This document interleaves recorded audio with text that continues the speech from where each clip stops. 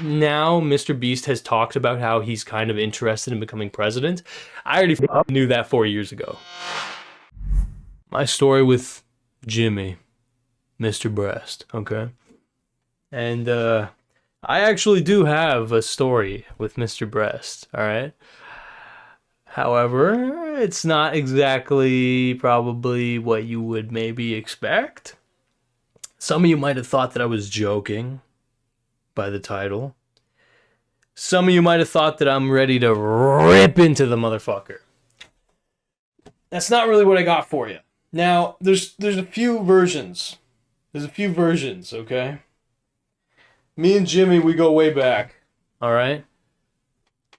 There's stories from our childhood that I can say, and there's some I cannot, alright?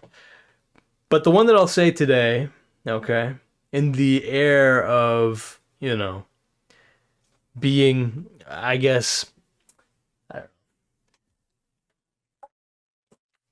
wholesome, maybe,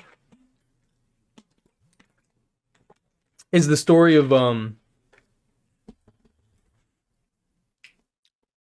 me and Jimmy talking about his philanthropic adventures, okay? I will tell you guys my story with Mr. Beast, all right? Now, Jimmy and I, we go way back, as I was saying, back to the old Call of Duty days, all right? We've been friends for a long time.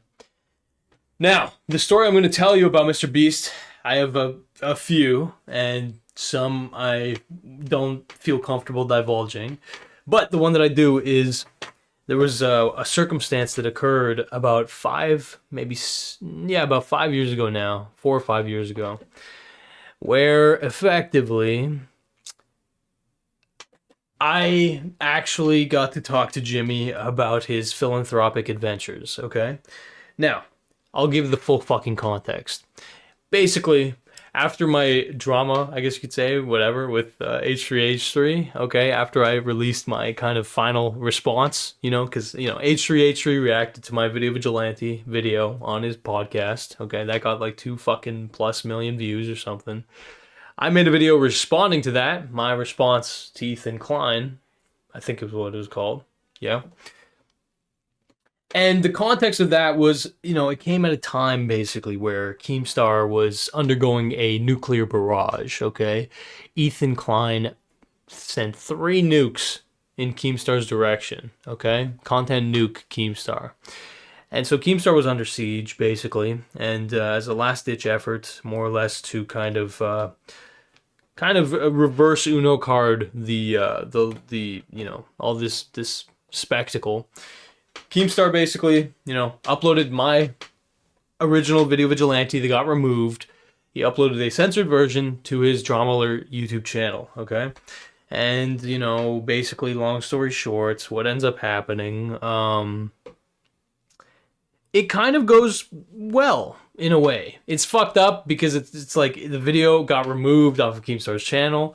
Keemstar received a fucking channel strike and got demonetized. Like, it was kind of fucked up for, you know, Keemstar. It was a bit of blowback, okay? But the, you know, attention was successfully diverted away from Keemstar and toward H3H3 because everyone was thinking that he was, you know, censoring my video and all this, right? And so he responds, and the response, you know, was a full, like, 3-hour-ish podcast. And then I respond with a video, my response to Ethan Klein, okay? Now, after doing this and successfully kind of parrying fucking Ethan Klein at the time, alright? Keemstar takes notice, I guess. He's like, fucking kid, man. This fucking kid. He got me a channel strike. He fucking got me demonetized on YouTube. But I respect the tenacity on this motherfucker. And that was an interesting, you know, thing for me to basically have told to me. It was effectively something along the lines of like, I think made a slight shot at Keemstar within the fucking video, and Keemstar like acknowledged. He was like, oh, he was like, he was like, I saw that, you know what I mean? But he was like, good job either way, whatever. Anyway, the weird thing that occurred was that I got added into a very low-key group chat, okay? I got added into this strange group chat on like Twitter or something. Yeah, Twitter.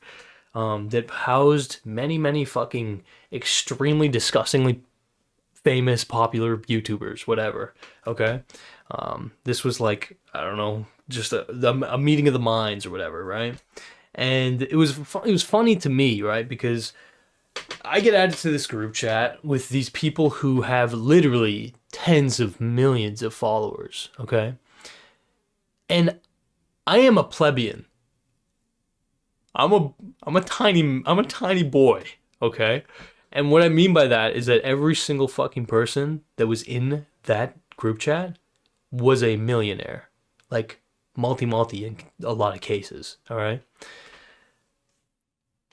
This is not that uncommon, okay, among YouTubers, all right? I'm now used to this dichotomy, okay? It's fascinating to me.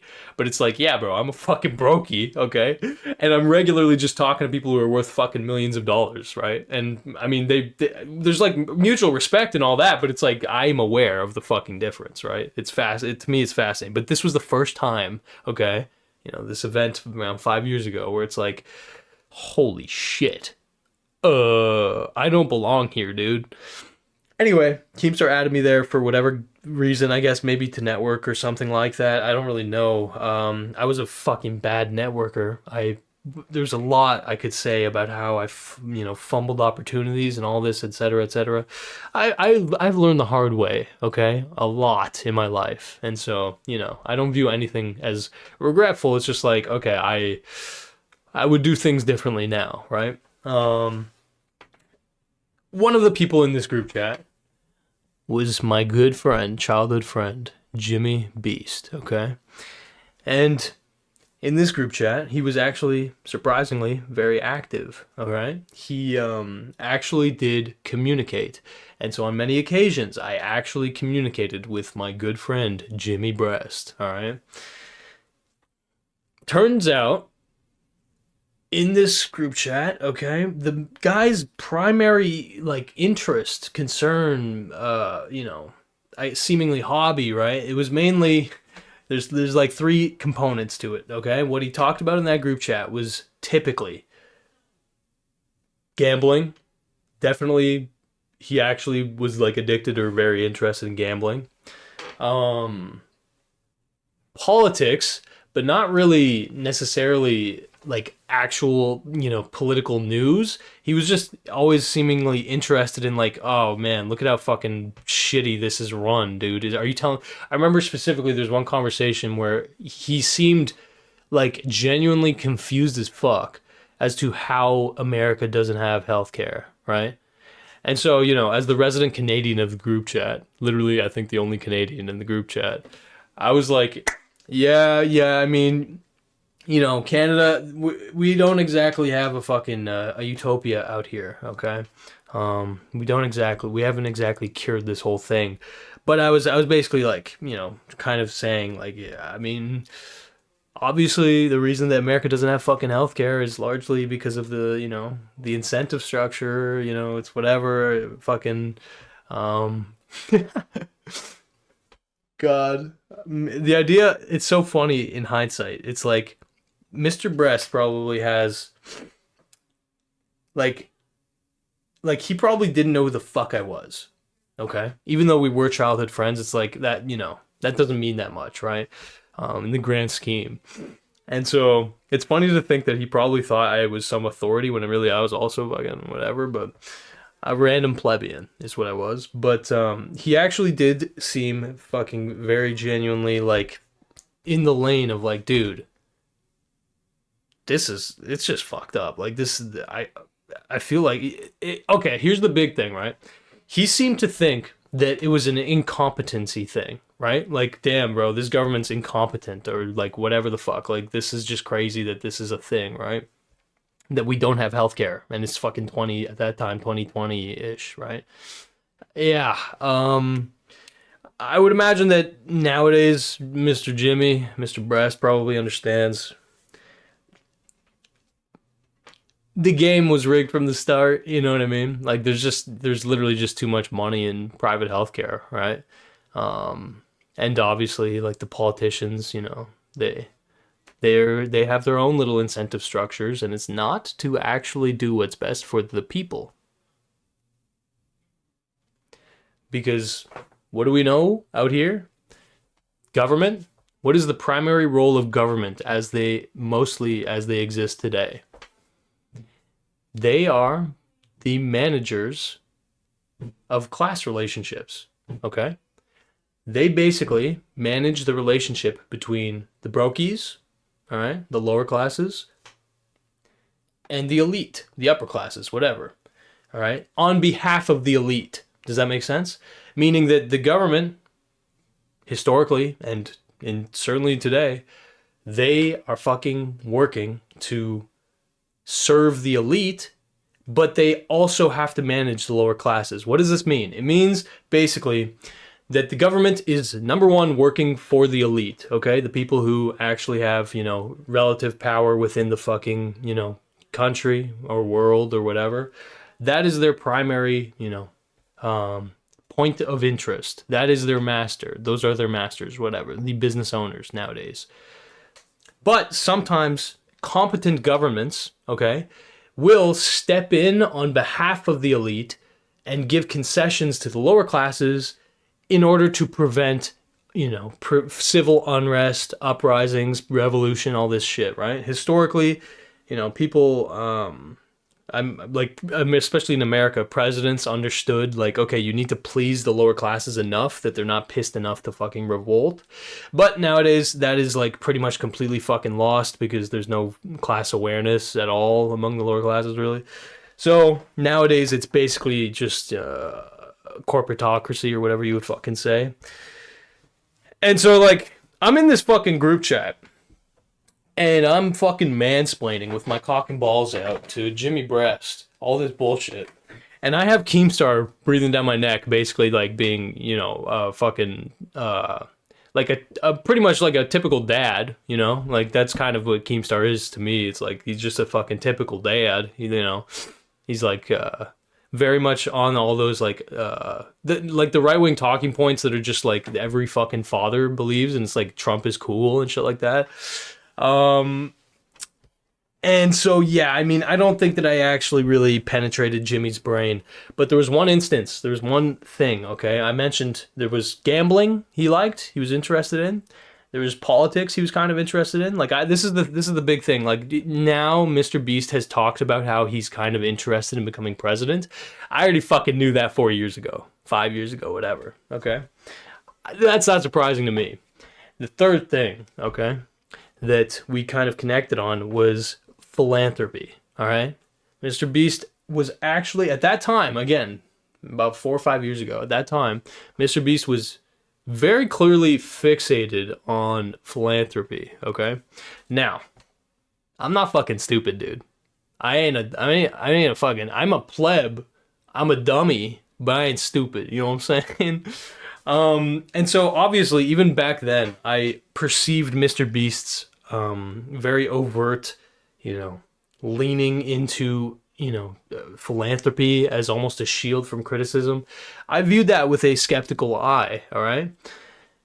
And I always thought it was a little bit cynical, you know what I mean? It's like, okay, yes, you give money to homeless, you give money to all these people who need it, but it's like you do that on the fucking camera, right? You know, like you're doing that and you're absolutely profiting, right? But at this time, there was something that MrBeast was talking about very regularly that intrigued me quite a bit. I will not cap. And it was a new channel that he started, all right? Because at this time, the guy was starting a lot of new channels. He was branching out a little bit. And this channel seemed so odd to me, bro. It seems so illogical, completely. Like, I didn't get it. But it was called MrBeast Philanthropy, all right? And so now, 6 months if you want to see, like, I guess, a shortcut of this story, you'll see that MrBeast Philanthropy has 26 million fucking subscribers, okay? 26 million subscribers. And you'll see that each video they do gets literally like 20, 30 million views. It's crazy. It's unbelievable, to be honest with you. But at this time, all right, to filter back. Only about 2 videos, 1 or 2 videos were uploaded to this MrBeast Philanthropy channel. All right. Let me just see real quick. Is this the one? They may have... did they delete some of them? I have no idea. They may have deleted some of them, but all I know is that I was actually in contact with MrBeast, unironically, when he started this fucking channel, okay? And he was very excited about it, he was talking about it. And yeah, I mean, in my head, I was just like, this is fucking not gonna work, dude. Like, okay, yes, you can do the philanthropy when it's, like, convenient, and then when it's a part of a big video and it's all exciting. But bro, like, do you really think that on YouTube, a philanthropy exclusive channel will actually, like, be self-sustaining, right? That was his whole thing. He wanted to make a philanthropy focused channel that actually managed to, like, make enough money to maintain itself, okay? And so whether or not this channel actually does maintain itself, which I do think it does, I do. I was fascinated by the effort, okay? Anyway, and so I watched the videos that he was making at that time on the philanthropy channel, and it was fucking crazy. Like, the guy was paying, sorry, not paying, he was feeding, like, an entire town's worth of people, you know, in need or whatever, right? It was like, I forget the numbers, but it was an impressive amount of people.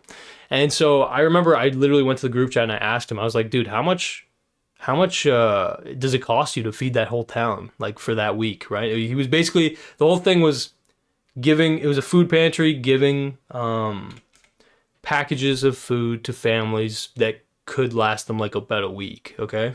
And so, yeah, he said, fuck, I forget the exact numbers, but he basically said to feed that, you know, city, or that event that he did, whatever, it was like $100K to basically feed all of these people, you know, for a week or whatever.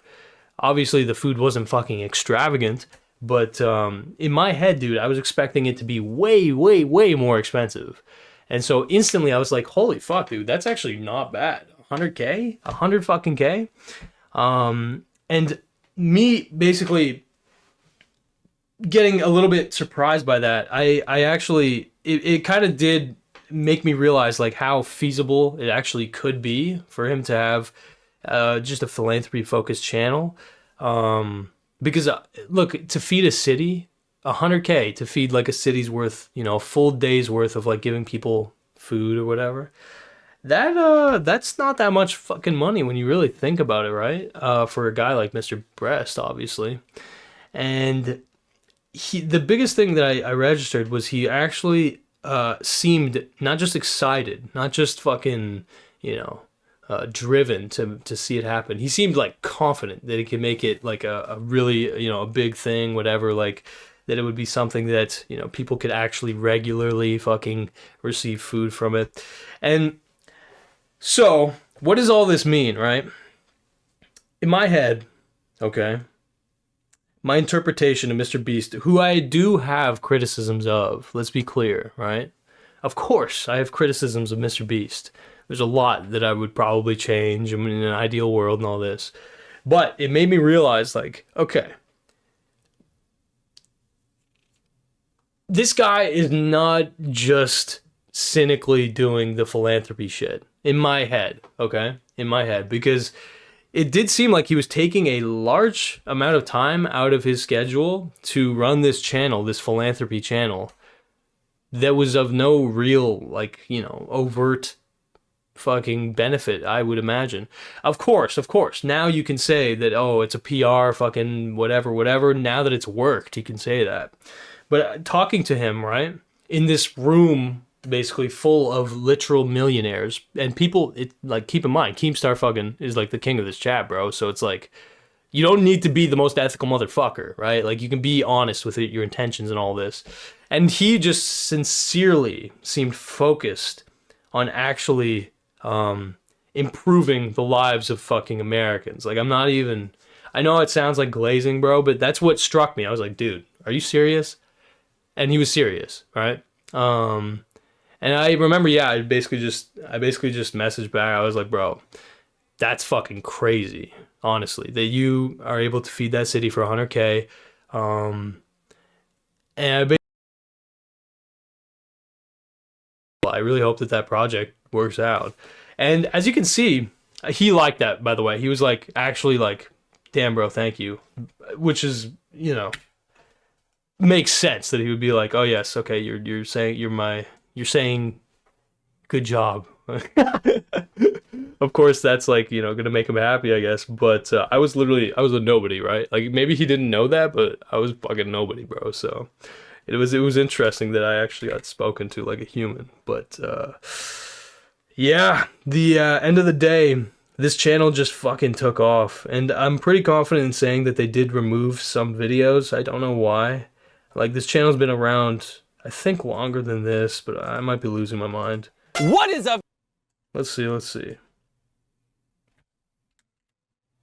Gamers, I just opened my very own charity and I just wanted to tell you guys about it. We adopted every dog at a dog shelter, bought everything in 5 stores and then gave it away, donated $1 million worth of food to people in need.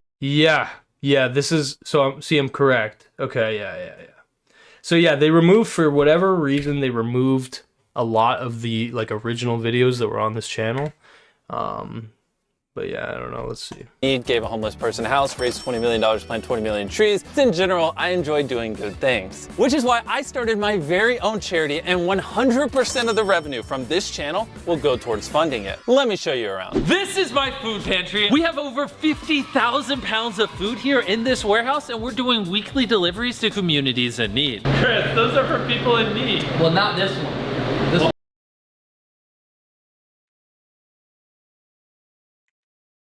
One's for me.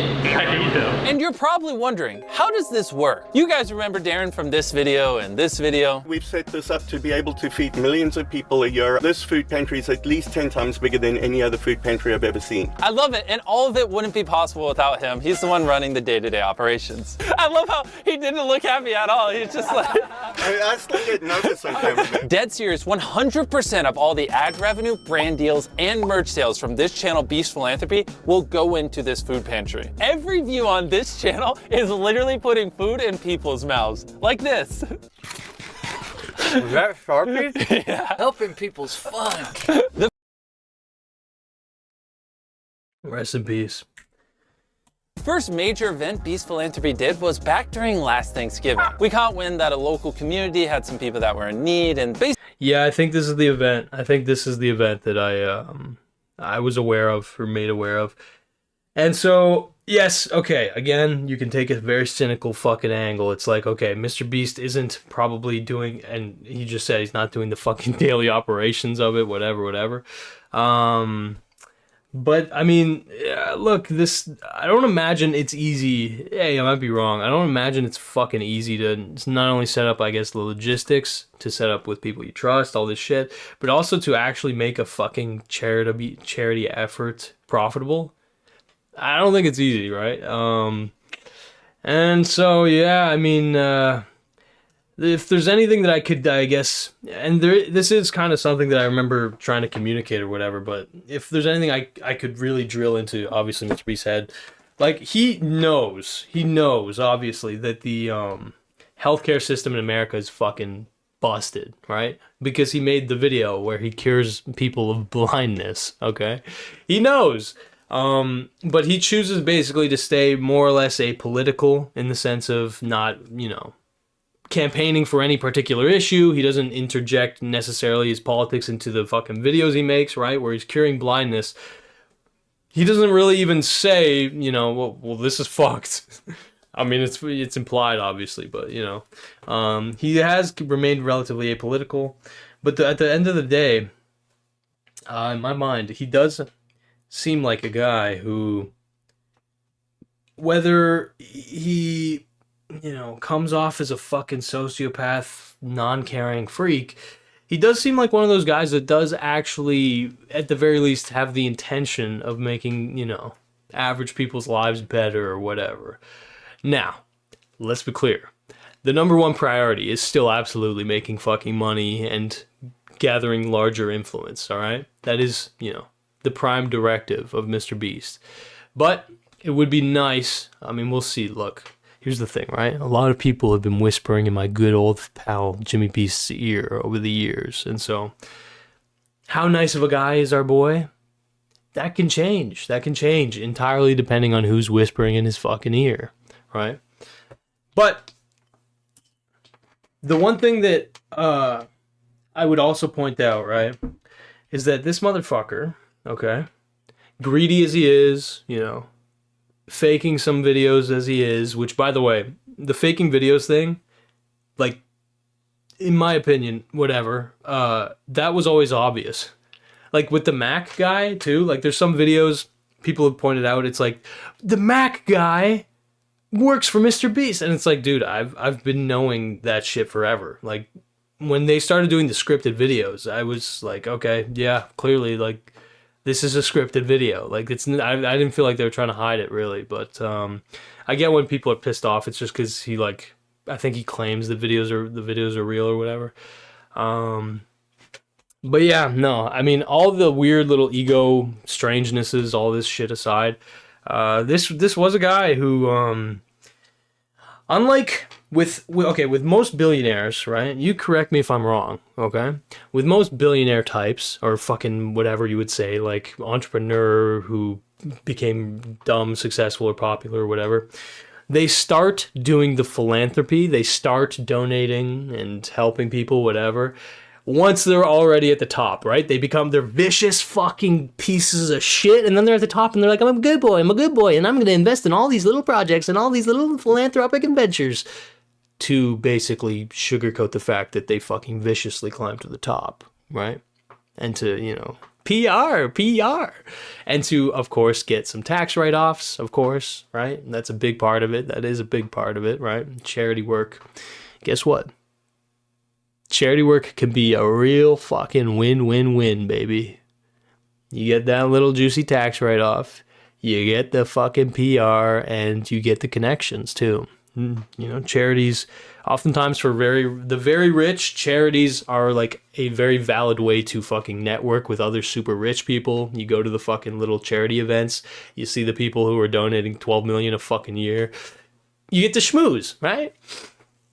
But in the case of MrBeast, the thing that I would point out as being kind of, I guess the word would be unique to him in a way, it's that this motherfucker, he had this, you know, philanthropic lean to him from the get-go, okay? And what do I mean by that? I mean that, I believe the lore of MrBeast, right, is that the first time he got a sponsorship, a proper, you know, decent-sized sponsorship, I believe it was like $1,000, might have been $10,000, whatever. His entire idea was basically, the sponsor gives him the money, and then he just gives it to a homeless dude, right? I believe that was the concept. What I'm basically getting at is that the philanthropic element, okay, again, yes, it was for views, right? But the idea of the philanthropy was there from the get-go, right? It wasn't just a convenient afterthought that became, you know, a fucking fleshed out idea once it became super fucking convenient. At the time that MrBeast took that sponsorship money and just gave it away, that was a novel fucking concept, okay? Of course, in the past, you had people like FouseyTube or whatever giving money, whatever. But, like, again, the idea for a broke kid like Jimmy Beast at that time, right? Like, it's true. At that time, he would have probably been broke. For him to just literally, like, to, you know, donating it, basically. It does speak to a guy who, at his core, seems to have an authentically, you know, selfless, or at the very least, generous, you know, disposition. And not a perfect guy, okay? There's a lot of fucking things you can say, specifically around, you know, the materialism, obviously, right? Like, a big part of his fucking videos is flashy car that he doesn't give a fuck about. Like, MrBeast is one of these guys that, from what I can tell, he doesn't give a fuck about, you know, actual worldly possessions or whatever, right? He's very hyper-focused and fixated on number go up, you know, more or less. But of course, in his videos, he'll fucking show the flashy cars and whatever. Here's what I'll say. My good friend, MrBeast, okay? He is one of the most naked symptoms of the YouTube algorithm. What does that mean? Yeah, okay, capitalism. Yeah. Right? Sure. But specifically, algorithmically, like, catered capitalism. You understand? What does that mean? It's simple. You get what I mean, man. It's as simple as he's just adapting to what will get him the most fucking views, right? So there's some practices that MrBeast employs, and I get it. They're fucking scummy. But they're allowed. Do you hate the player or do you hate the game?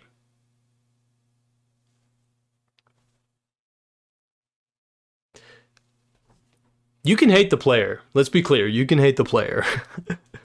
But yeah, when it comes to, giveaways, or when it comes to fucking the ADHD editing, okay? When it comes to the promoting kind of materialistic ideas to kids, when it comes to,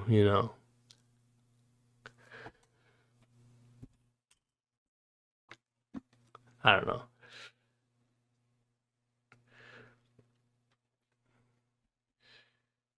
Basically, like I would say like the kind of predatory marketing techniques. Yeah, I mean, he's still on the platform, right? Like he's kind of just operating within the guidelines, if that makes sense. And so if his fixation, if his true honest fixation, which I think it is to be, the number one YouTuber, which he now is with over 300 million fucking subscribers. Of course he's going to chase that high, man. Of course he's going to keep, pushing the fucking limit, the boundary, the whatever. And honest to God, at this point, you got to think about this, okay? I don't know. Do you think I'm wrong? Give me your opinion. Do you think I'm wrong? If MrBeast were to stop uploading YouTube videos, if YouTube were to demonetize MrBeast's channel, well, I think that YouTube HQ might have to lay off a drastic amount of their employees. You think I'm wrong? I don't think I'm wrong. But maybe.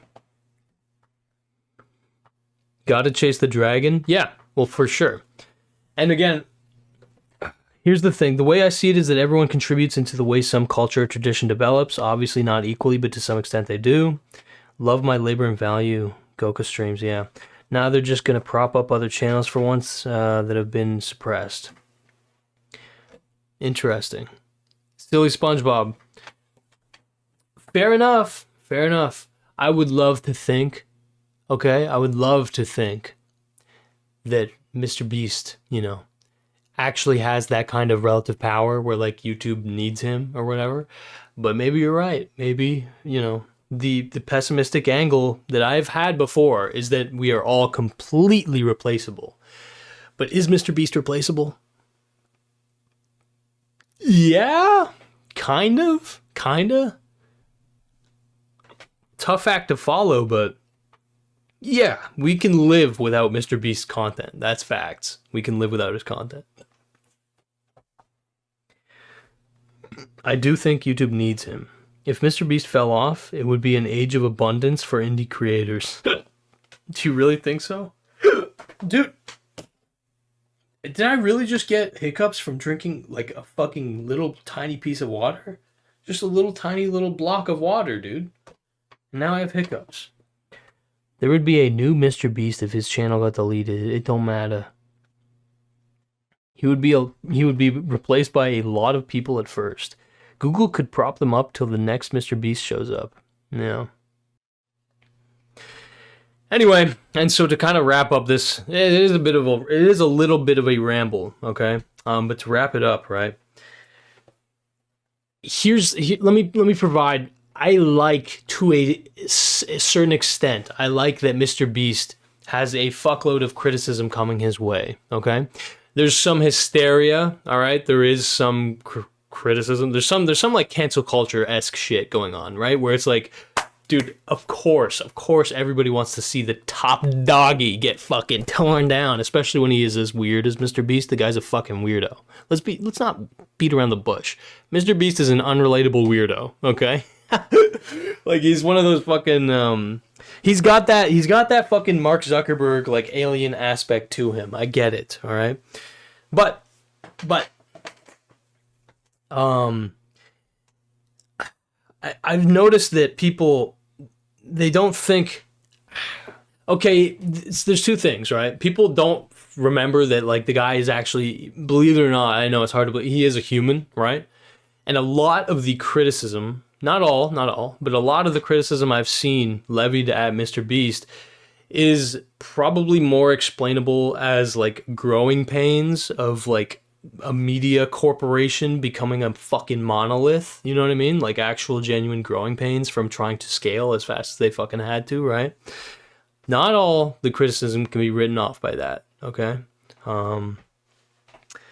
But the second thing, right, is that this motherfucker actually does unironically have potential to bring potentially positive change to the world, okay?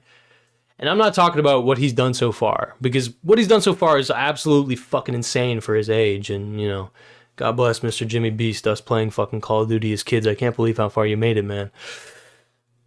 But when this motherfucker, who is arguably as popular as Dwayne The Rock Johnson, you can think I'm insane for thinking that, but look at the numbers, bro. When this motherfucker, who's also young, right, is talking about wanting to become president, people need to keep in mind that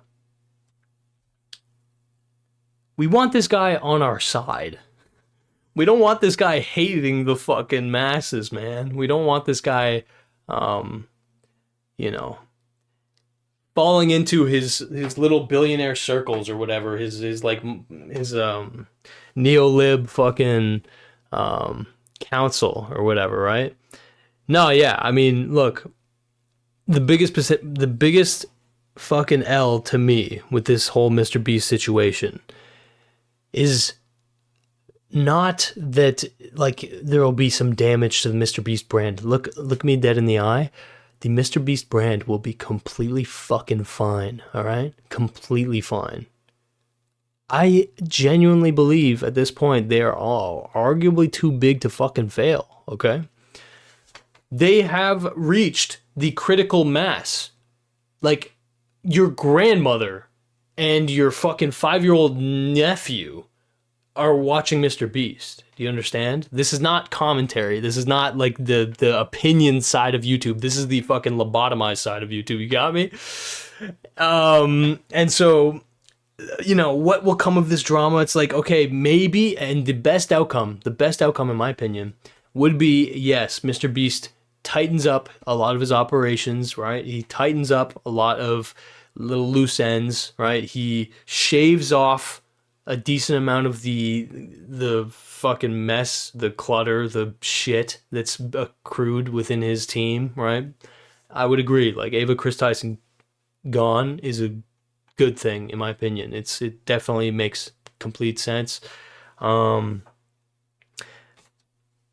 that's one part of it. But the best thing, in my opinion, would be, you know, that Mr. Beast, in some weird, twisted, potential way, actually appreciates the fucking criticism, right? And it might get harder for him to appreciate the crit. I highly doubt that he appreciates the criticism, because most people don't, right? It's tough to accept and whatever. But I doubt that he would appreciate the criticism when it's framed as him being a fucking psychopath, sociopath, whatever you would say, right? Yeah. And so, yeah, I don't know, right? Because what we're about to see is we're about to see Mr. Beast leave YouTube orbit. That's just what's going to happen. What do I mean by this? It's pretty simple. Mr. Beast is friends with so many YouTubers, of course, because he has, navigated a lot of these relationships, largely, of course, to promote his products and his events and his videos, right? But he's friendly for friends with a lot of YouTubers. And now that it's like uncool or cancelable to have worked with fucking Mr. Beast, all the people who are not, actually that friendly with him or friends with him or whatever you would say, they're basically like, denouncing Mr. Beast, or they're kind of parting ways with him, not working with his brands. And to a degree, obviously, I respect this. Like Ludwig, I know. Ludwig basically split off from being sponsored by Feastables, some shit like that. The point is, though, is that if I had to guess, Mr. Beast is thinking right now, fuck YouTubers. Fuck YouTubers. I'm going to start sticking to the people who will play ball, okay? And who's going to fucking play ball? It's mainstream celebrities, right? Like the motherfucker's getting Jay Leno. He's getting Tom Brady. He's getting Pete Davidson in his videos. And then YouTubers who are like pretty much also mainstream, like Kai Cenat, right? IShowSpeed, these guys, right? KSI, Logan Paul, like these guys are not, they're borderline not YouTubers anymore. And I get it, they are YouTubers, but they're not really. Like, I get it. They're YouTubers, but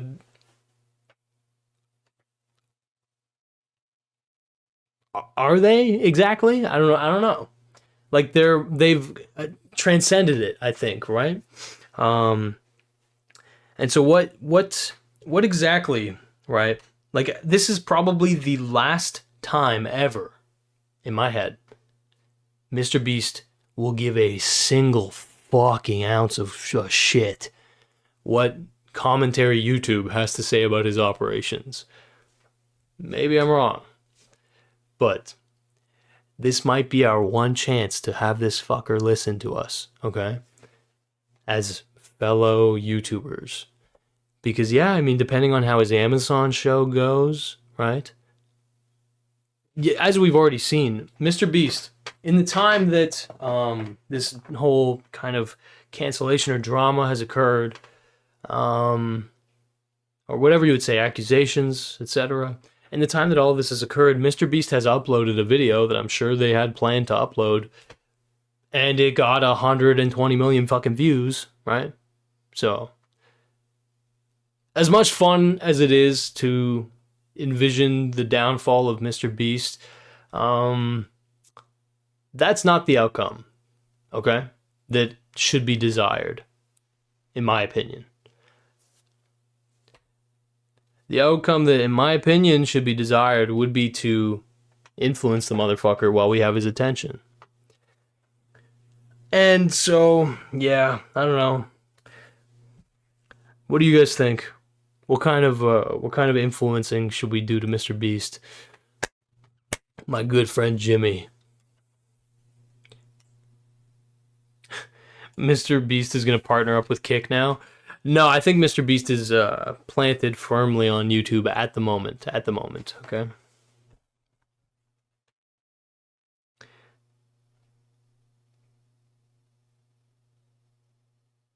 He said he'd address the allegations after Dogpack posted his final part.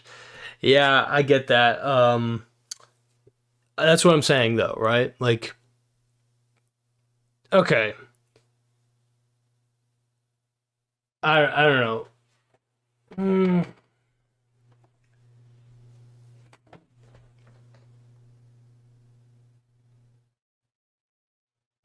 Even if he's found guilty on all accounts...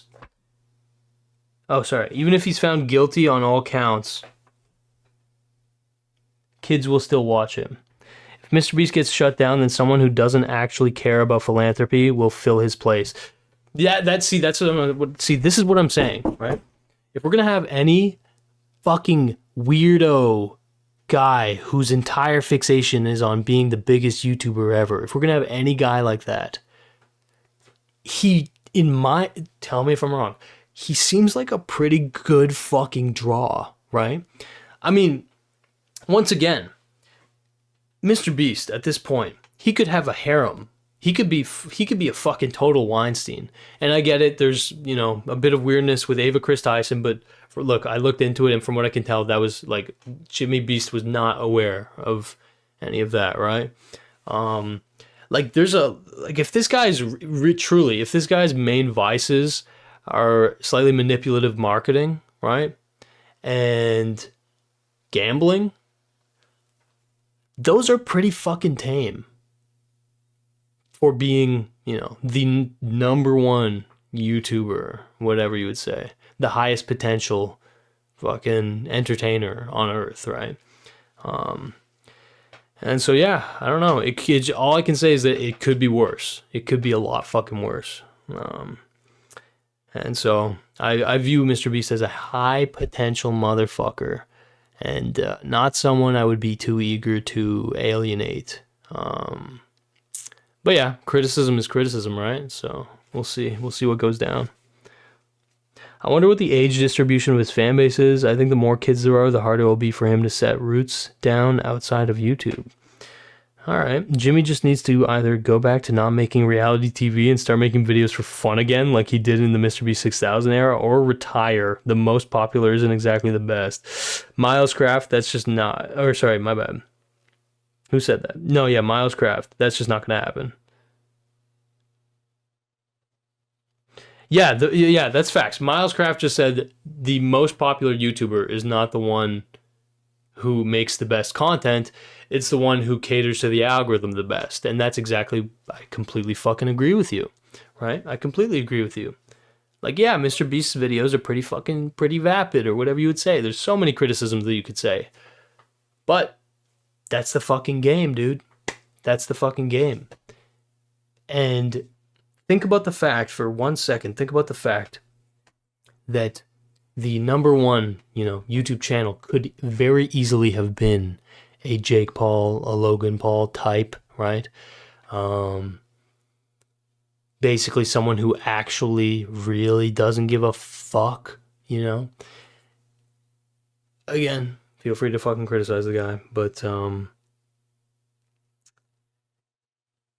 yeah, let me put it like this. I'm skeptical of Mr. Breast. I wouldn't say I trust him, but I do have a little bit of faith, okay? And I do think, you know, he's worth believing in to a small extent, right? Time could corrupt, power could corrupt, right? But yeah, everyone is replaceable. Everyone is replaceable. We'll see. We'll see in the next decade if either you're right or wrong. Everyone is replaceable.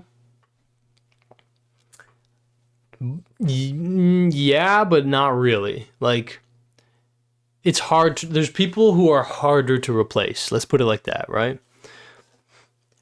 Remember, people that don't speak English don't really know or care. He's one of the few YouTubers not asleep at the wheel to cater to many languages. Yeah, dude, he's ubiquitous. The best thing to come out of this is that people have a more realistic view of the guy. I don't particularly care about him. I just didn't like the constant dick sucking from most every YouTuber. Yep.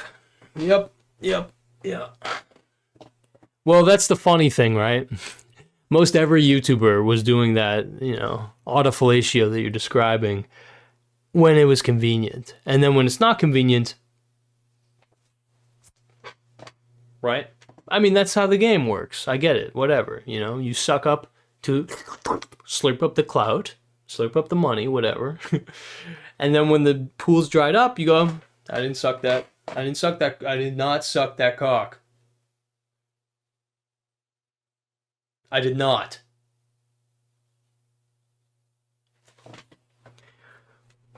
You know, that's just the way. That's the YouTuber way. It's really, when you think about it, it's the cloud game, right? But yeah, tough. Oh shit, autofellatio is when you suck your own dick. My bad. You could argue MrBeast does make the best content. Yeah, okay, look, I'll say this much. MrBeast's videos are entertaining. That's just true. That's just true. They're fucking refined. They are refined. I'm not gonna lie, dude. There was a MrBeast video. It was about like the most expensive cars in the world. It's like $1 car versus fucking 10 million or whatever car.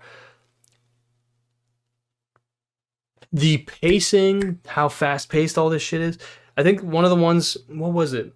Oh shit. Oh yeah, vacations. $1 vacation versus like $1 million vacation. They had PewDiePie in the video at the end as a complete afterthought. Like that video was so fucking fast paced. It covers so much ground. I'm not glazing his content because I do think it's not that deep, right? But it's still impressive. It truly is. If you ask kids who like MrBeast, who MatPat, as they would say, your point is irrelevant. I have no clue what the fuck you're saying. I got here like 30 seconds ago, and all I hear is, I do not suck my own dick. Yeah. MrBeast makes really good content, but most watched does not equal best video. Tons of YouTubers copy every style. Yeah. They're so cheesy and awful, but it doesn't matter at all. They just do the video right. Yeah. Fucking hell. Yeah, it's a look, man. Were you a PewDiePie fan?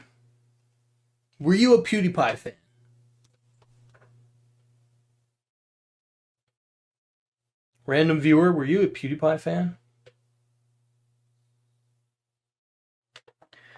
Because when PewDiePie was at the peak, when he was the most subbed fucking channel, he was not making the best videos.